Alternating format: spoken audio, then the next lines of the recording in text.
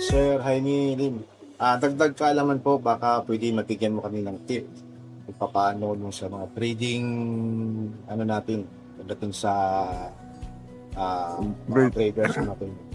First round is for mga North Racer ko. Second round para sa South. The third round, in-split ko sila at line breeding ako, seed breeding, and inbreeding. So ang pagkaiba nito is ang line is cousin to cousin. Ang inbreeding is father to niece, mother to nephew, or son to mother. Mga inbreeding yun. Yun na yung Okay. parang cross-cross na, pero same line pa rin. Yes. Ano?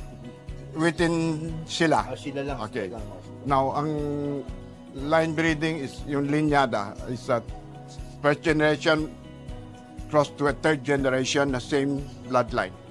So that ang kwan natin doon is line breeding. Meron din ako ginagawang seed breeding is magkapatid.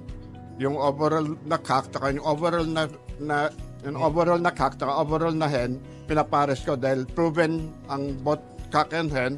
So sigurado ako sigurado na ako sa genetics nila, sa gene nila na magagaling sila. Yung inbreeding tsaka seed breeding, wag ninyo gamitin sa pangkarera.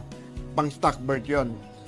I-outcross nyo sa another line na i-outcross nyo sa another line na seed breed.